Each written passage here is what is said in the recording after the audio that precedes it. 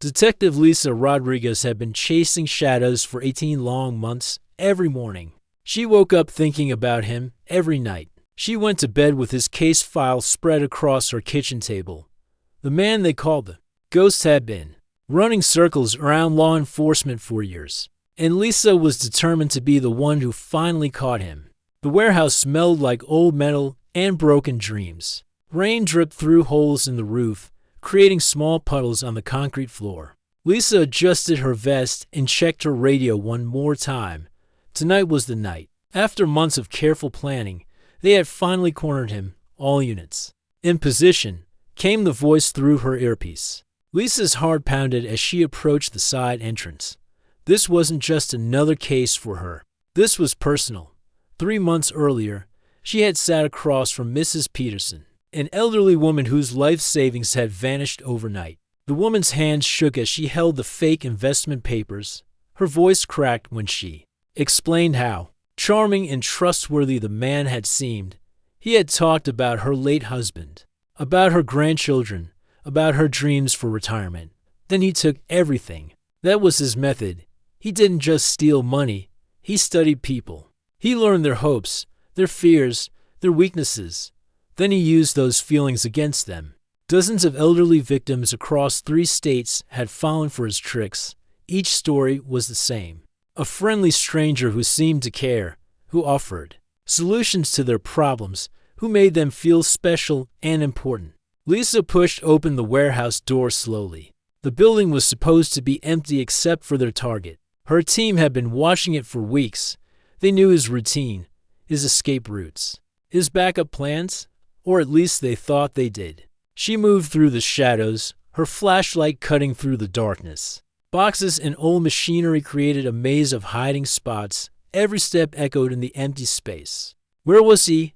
Then she saw movement near the far wall.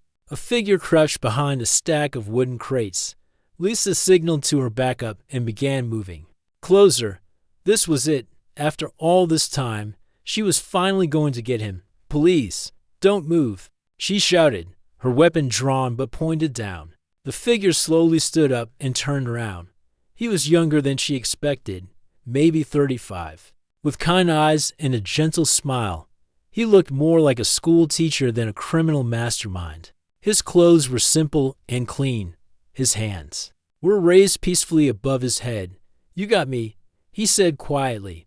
His voice was calm, almost relieved. I've been expecting you, Detective Rodriguez. Something about the way he said her name made her uncomfortable. Most criminals didn't know the names of the officers chasing them. But this man spoke like he had been waiting specifically for her. David Chen, you're under arrest, Lisa announced, reading him his rights as her team surrounded him. The handcuffs clicked into place with a satisfying sound. After 18 months of cat and mouse games, it was finally over. But as they walked toward the exit, Lisa noticed something strange. David wasn't acting like someone who had just been caught.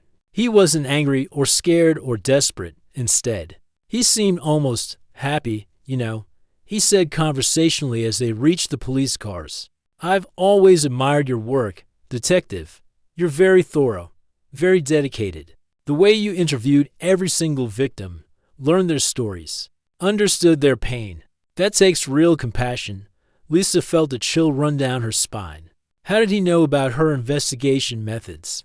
Most of that information wasn't public. You even visited Mrs. Peterson twice, David continued, settling into the back seat of the patrol car, once for the official interview and once just to check on her.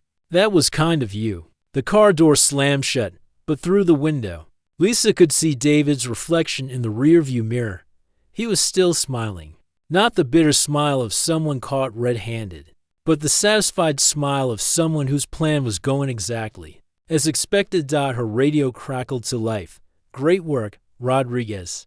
The FBI task force is thrilled. This guy has been their white whale for years. Lisa should have felt proud. She should have felt relieved. This was the biggest rest of her career. The local news would probably want to interview her. Her captain would finally have to admit she was one of the best detectives on the force. Instead, she felt uneasy. Something wasn't right. As the convoy of police cars pulled away from the warehouse. Lisa looked back at David through the rear window of her car.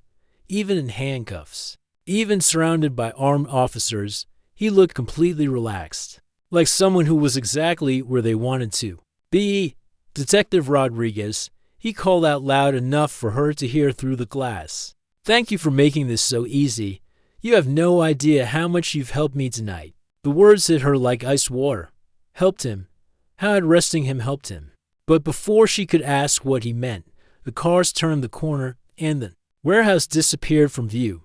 David leaned back in his seat, closed his eyes, and smiled even wider. For Lisa, this should have been the end of the hunt, but somehow, she had the terrible feeling that it was actually just the beginning. Lisa woke up to her phone buzzing like an angry bee. It was 6:30 in the morning. 2 days after David's arrest, she had barely slept, still thinking about that strange smile on his face. Something about the whole situation felt wrong, but she couldn't put her finger on what it was. The caller ID showed her bank's number. That was odd. She never got calls from her bank this early. "Miss Rodriguez, this is Jennifer from City National Bank. We need to speak with you immediately about some unusual activity on your accounts." Lisa sat up in bed, suddenly wide awake.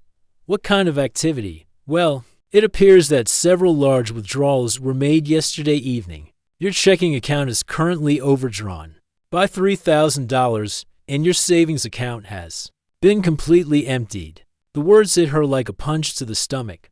That's impossible. I haven't made any withdrawals. My cards are right here in my wallet. I understand this is concerning, Miss Rodriguez. We'll need you to come in today to file a fraud report and review the security footage. Lisa's hands shook as she hung up the phone. This had to be some kind of mistake. She grabbed her laptop and logged into her online banking. The screen that greeted her made her feel sick. Transaction after transaction, all marked as ATM withdrawal or online transfer. Her life savings, gone. Money she had been saving for years vanished overnight. The last transaction was time-stamped at 11:47 p.m. the previous night. She was still staring at the screen when her phone rang again. This time it was her credit card company. "Miss Rodriguez, we're calling about some suspicious charges on your account. It looks like someone has been making purchases online using your card." Information. Lisa felt the room spinning around her. How much? The total is currently at $15,000, but the charges are still coming in. We've frozen your account to prevent further damage. After hanging up, Lisa sat in stunned silence. In less than 24 hours, her financial life had been destroyed. But how? She was always careful with her personal information. She never shared passwords, never clicked on suspicious links, never gave out her details to strangers. The drive to the police station felt like a bad dream. Lisa kept hoping she would wake up and find out none of this was real. But the sympathetic looks from her colleagues told her it was all too real. "Rodriguez, you look terrible," said Detective Mike Torres, her partner for the past 3 years. "Everything okay?" Lisa explained what had happened with her bank accounts. Mike frowned and shook his head. "That's rough. Identity theft is getting more sophisticated every day. Don't worry, we'll figure this out." But things got worse as the day went on. Lisa's email inbox filled with notifications. Someone had been posting on social media accounts she didn't even remember. Having old photos of her from college had been shared with embarrassing captions. Professional contacts were receiving strange messages that seemed to come from her. By lunchtime, her phone was buzzing constantly with confused friends and family members asking if she was okay. Her reputation, built over 15 years of solid police work, was crumbling in real time. "Lisa, what's going on?" asked Captain Williams, calling her into his office. "I've had 3 calls this morning about some questionable posts on your social media." Lisa tried to explain, but even to her own ears, it sounded unbelievable. Someone had targeted her personally, professionally, and financially all at the same time. It was too coordinated to be random. That's when it hit her. The timing was too perfect. David had been arrested 2 days ago, and now her life was falling apart. But how was that possible? He was sitting in a jail cell. Lisa spent her lunch break at the county jail, requesting to see David. She needed to look him in the eye and ask him directly if he was behind this. He was brought into the visiting room wearing an orange jumpsuit, his hands cuffed in front of him. But that same strange smile was still on his face. "Detective Rodriguez," he said warmly, as if greeting an old friend, "I was wondering when you come to see me." "Did you do this?" Lisa asked without any small talk. "My bank accounts, my credit cards, my social media. Was this you?" David tilted his head, looking genuinely confused. "Detective, I've been in custody for 2 days. How could I possibly have access to your personal information?" "I don't know how, but the timing is too convenient. This all started right after we arrested you." David leaned back in his chair, studying her face carefully. "You know, Detective, you look tired. Stressed. I imagine discovering that your entire financial life has been destroyed would be quite overwhelming." Lisa felt her blood run cold. She hadn't told him any specific details about what had happened to her. "I never said anything about my financial life." David's smile grew wider. "Didn't you? My mistake. I must have misunderstood. How do you know what happened to me?" "I don't know anything, Detective. I'm just a man sitting in a jail cell, waiting for my lawyer. But if I were to guess, I'd say someone has been watching you very carefully, learning your habits, your weaknesses, your daily routines." Lisa leaned forward. "Someone like you?" "Someone much smarter than me," David replied. "Someone who planned this for a very long time. Someone who knew that eventually a dedicated detective like yourself would catch up with their operation." The words hung in the air between them. Lisa realized with growing horror that David wasn't just talking about someone else. He was talking about himself, but pretending not to be. "You planned this," she whispered. "You wanted to get caught." David stood up, signaling to the guard that the visit was over. "Detective Rodriguez, I think you should be more worried about what's going to happen tomorrow than what happened yesterday." As the guards led him away, David called over his shoulder, "Oh, and Detective, you might want to check your work email when you get back to the station. I think there might be some interesting messages waiting for you." Lisa's hands trembled as she drove back to the police station. David's words echoed in her mind. What could be waiting in her work email that was worse than what had already happened? She was about to find out, and something told her that losing her money was just the beginning of her problems. Lisa's hand shook as she clicked on her work email. David's warning echoed in her mind. What could possibly be worse than losing all her money and having her reputation destroyed online? The first email made her heart stop. It was from Internal Affairs with the subject line, "Immediate investigation required, Detective Rodriguez." She opened it with trembling fingers. The message was brief but devastating.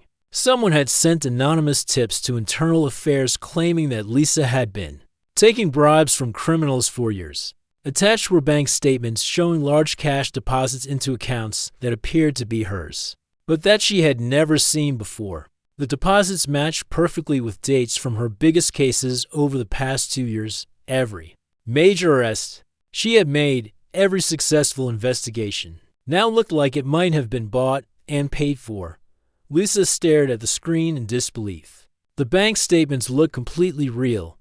They had her name, her social security number, even what appeared to be her signature on the account opening documents. But she had never opened these accounts. She had never taken a single dollar from anyone. Her phone rang. "Captain Williams, Rodriguez, I need to see you in my office right now." The walk down the hallway felt like walking to her own execution. Every colleague she passed looked at her differently, some with suspicion, others with disappointment. Word traveled fast in a police station. Captain Williams wasn't alone. 2 men in dark suits sat across from his desk, Internal Affairs investigators. "Detective Rodriguez," Captain Williams began, his voice cold and professional. "These gentlemen have some serious questions for you." The taller investigator, Agent Parker, opened a thick file. "Detective, we've received some troubling information about your recent cases. Specifically, allegations that you've been accepting payments in exchange for favorable treatment of certain suspects." Lisa felt like she was drowning. That's completely false. I've never taken money from anyone. Those bank statements are fake. Fake? Agent Parker raised an eyebrow. These came directly from City National Bank, the same bank where you do your regular banking. Are you saying the bank is lying? I'm saying someone created false accounts using my information. The same person who emptied my real accounts 2 days ago. The second investigator, Agent Collins, leaned forward. That's convenient timing, don't you think? Your accounts get hacked right before we discover evidence of your corruption. Lisa realized with growing horror how perfectly this had been planned. David had known that she would report the theft of her money. He had counted on it. Now it looked like she was trying to cover up evidence of taking bribes by claiming her accounts had been hacked. There's more, Agent Parker continued, pulling out photographs. These were taken outside the home of Vincent Torres last month. That's you in the car, isn't it? Lisa looked at the photos. It was definitely her car, and the person inside looked like her. But she had never been to Vincent Torres' house. She didn't even know who Vincent Torres was. Who is Vincent Torres? She asked. He's one of David Chen's associates, Agent Collins replied. Someone who was part of the same criminal network, according to our information. You met with him several times to coordinate David's eventual arrest, in exchange for a substantial payment. Lisa felt the room spinning. That's impossible. I've never heard of Vincent Torres in my life. The photos suggest otherwise, Agent Parker said. We also have phone records showing multiple calls between your personal phone and Torres' number. Over the past 6 months, check my phone, Lisa said desperately. I've never called anyone by that name. We did check, Agent Collins replied. The calls were made, but they were all deleted from your call history. Very thorough of you. Lisa realized she was trapped. Every piece of evidence was perfectly crafted to make her look guilty. Someone had been planning this for months, maybe longer. They had studied her cases, her routines, even her appearance. Well enough to impersonate her in photographs, Detective Rodriguez, Captain Williams said sadly. I'm afraid I have no choice but to suspend you pending the outcome of this investigation. Please turn in your badge and weapon. The badge felt heavier than usual as Lisa placed it on the captain's desk. The weapon she had carried for 15 years felt foreign in her hands. As she set it down next to the badge, Captain, you know me, Lisa pleaded. We've worked together for 8 years. You know I would never do this. Captain Williams looked uncomfortable. Lisa, I want to believe you, but the evidence is overwhelming. Bank statements, photographs, phone records. How do you explain all of this? Lisa wanted to tell him about David's strange behavior, about his cryptic warnings, about the perfect timing of everything, but she knew how it would sound. Like a desperate person grasping at straws. As she cleaned out her desk, Lisa thought about David sitting in his jail cell, probably still smiling. He had planned this perfectly. He had studied her for months, learning everything about her life, her cases, her habits. Then he had used that information to destroy her. But why? What did he gain from ruining her life? Lisa's partner, Mike Torres, approached her desk. Lisa, I don't believe any of this garbage. You're the most honest cop I know. Thanks, Mike, but I'm not sure anyone else sees it that way. There has to be an explanation. Evidence can be faked. Photos can be doctored. Someone is setting you up. Lisa looked around the station that had been her second home for 15 years. Other officers avoided making eye contact. Some whispered to each other when they thought. She wasn't looking. Mike, I need you to do something for me, she said quietly. I need you to look into David Chen's background. Not just the official file, but everything. Where he came from, who he really is, how long he's been planning this. You think he's behind this? I know he is. He practically admitted it to me in jail yesterday. But I need proof. Mike nodded. I'll do what I can. But Lisa, be careful. If Chen is as smart as you think he is, he's probably not done with you yet. As Lisa walked out of the police station for what might be the last time, she realized Mike was right. This wasn't the end of David's plan.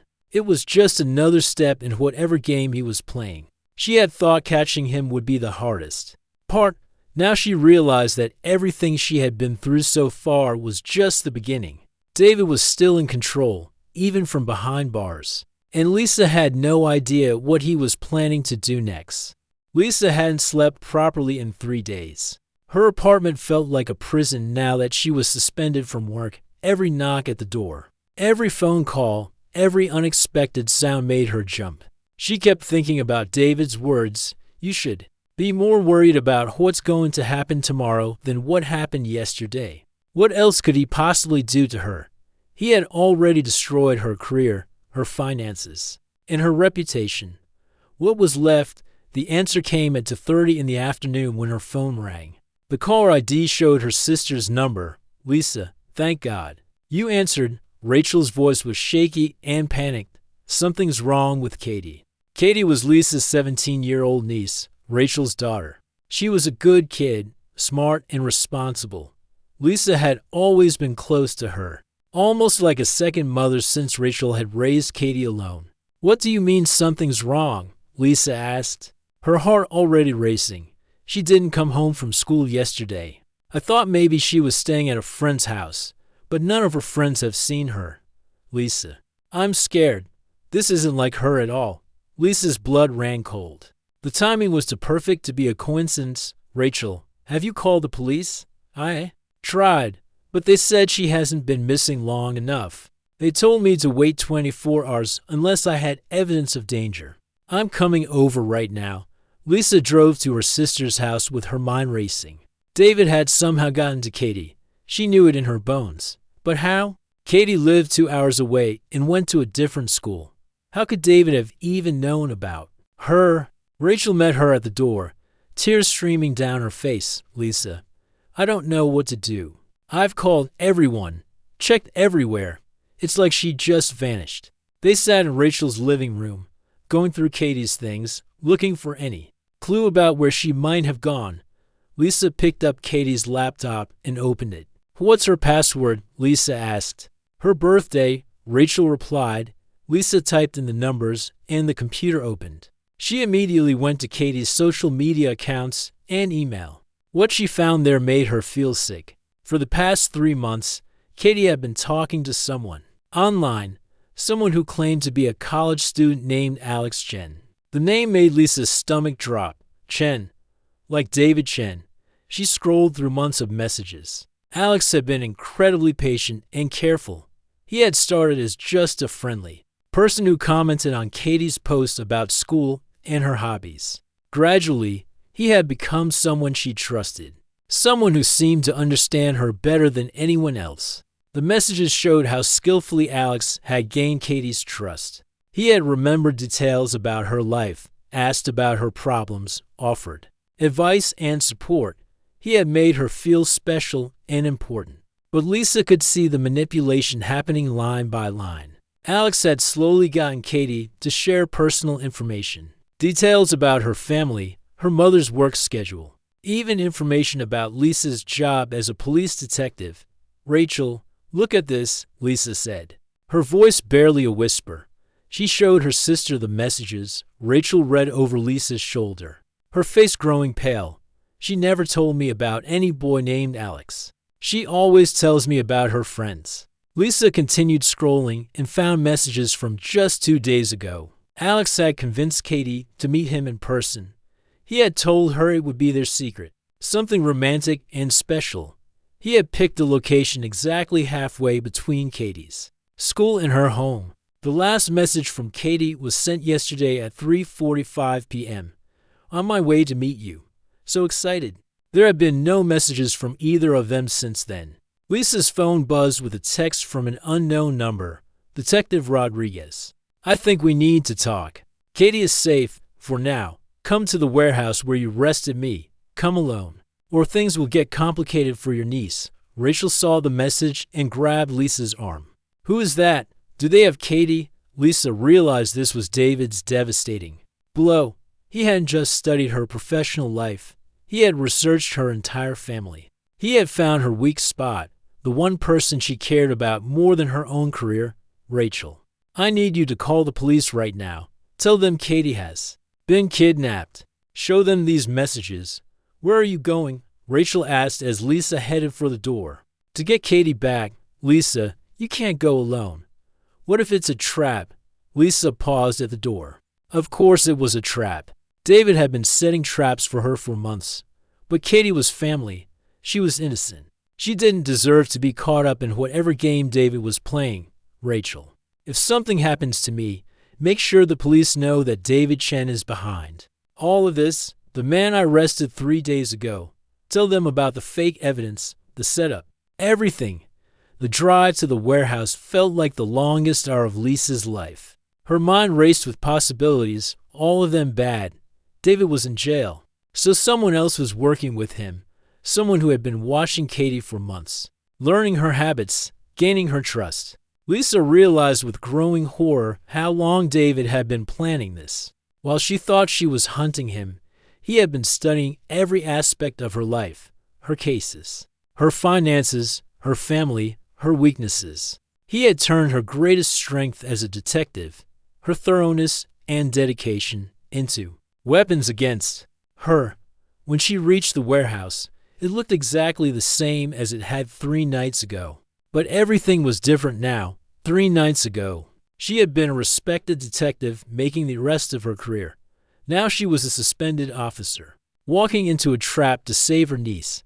A figure stepped out of the shadows near the entrance. It wasn't David. He was still in jail. This was someone younger, probably in his 20s. He looked nervous but determined. You came alone, he said. Good, Katie is inside, and she's fine. But whether she stays fine depends on what happens. Next, Lisa's hands clenched into fists. Where is she? Safe, for now. But David wants you to understand something, detective. You thought you caught him, but he's been 3 steps ahead of you this whole time. Everything that's happened to you, everything that's going to happen, he planned it all. What does he want? The young man smiled, and Lisa saw something familiar in his expression. The same satisfied smile that David had worn in the back of the police car. He wants you to know that this was never about the money he stole from those old people. This was always about you, Detective Rodriguez. You're the prize he was really after. Lisa realized with terror that her nightmare was far from over. David hadn't just been planning to destroy her career. He had been planning to destroy her entire life, piece by piece. And Katie was just the beginning of the final phase of his plan. Lisa followed the young man into the dark warehouse, her heart pounding with every step. The same building where she had arrested David just 4 days ago now felt like walking into a nightmare. Every shadow could hide danger, every sound could mean trouble for Katie.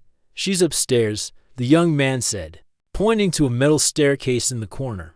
But detective, you should know something first.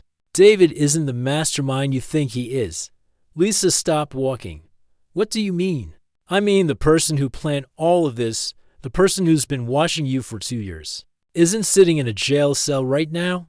Before Lisa could ask what he meant, she heard footsteps on the metal stairs above. Someone was coming down. A woman in her 40s with short dark hair and intelligent eyes. She looked familiar, but Lisa couldn't place where she had seen her before. Hello, Detective Rodriguez, the woman said with a warm smile.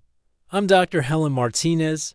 We've met before. Though you probably don't remember me. Lisa stared at her, trying to remember. Then it hit her like a lightning bolt. Dr. Martinez had been the psychologist who evaluated several of the elderly victims in David's case. She had interviewed them to assess the psychological damage from the financial crimes. You were helping the victims, Lisa said slowly. You were on our side. Dr. Martinez laughed softly. I was doing my job, detective. But my job wasn't what you thought it was. Where's Katie? She's safe upstairs, completely unharmed. But whether she stays that way depends on how well you listen to what I'm about to tell you. Lisa felt trapped, but she had to hear this. She had to understand what was really happening. David Chen is exactly what he appears to be, Dr. Martinez continued, a small-time con artist who got greedy and sloppy. But he was perfect for our needs because he was so ordinary, so believable as the villain of this story. What story? The story of Detective Lisa Rodriguez, the dedicated police officer who became so obsessed with catching a criminal that she lost sight of everything else. The story of how that obsession destroyed her life. Lisa's mind raced. You're saying David was working for you? David doesn't even know I exist. He really did commit those crimes against the elderly victims. But when we learned that you were investigating him, we saw an opportunity to conduct a much more interesting experiment.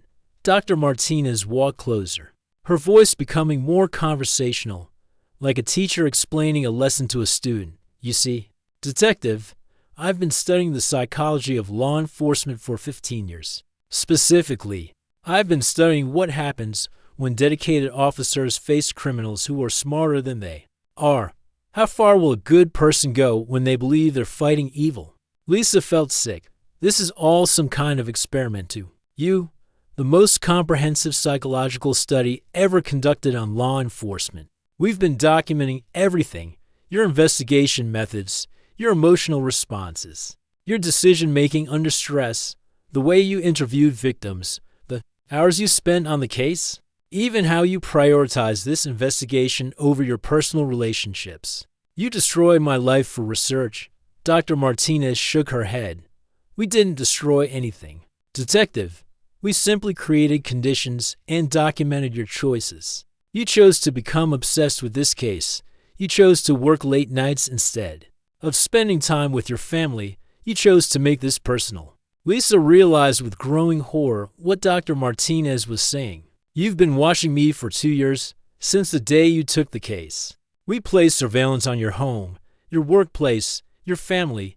We monitored your phone calls, your emails, your financial records. We learned everything about you, including your relationship with your niece Katie, the bank accounts, the fake evidence, the setup with internal affairs. That was all you. That was all documented evidence of how someone can be manipulated when they're emotionally invested in an outcome. You wanted so badly to be the hero of this story that you never stopped to question whether you were being led exactly where someone wanted you to go.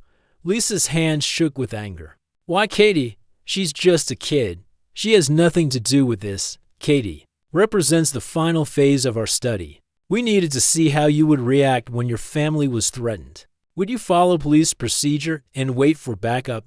Would you try to negotiate? Or would you come here alone, just like you did, ready to sacrifice yourself for someone you love? Dr. Martinez gestured to hidden cameras positioned around the warehouse. Every word you've spoken, every decision you've made tonight is being recorded for analysis. Lisa looked around and noticed the small red lights she had missed before. She had walked right into their trap, just like they knew she would. What happens now? Lisa asked. Now you have a choice, Detective. You can walk up those stairs and reunite with Katie. We'll release both of you, and you can go back to your suspended career and your ruined reputation. The study will be complete, or you can stay and hear the truth about why we really chose you for this experiment. Lisa stared at Dr. Martinez. Every instinct told her to run upstairs and get Katie out of this place. But something in the woman's tone suggested there was more to this story. Katie is safe, Dr. Martinez said, seeming to read her thoughts. She's been safe this entire time. The young man she met yesterday is one of our research assistants. He's been keeping her comfortable upstairs, telling her this is all part of a college psychology project she volunteered for.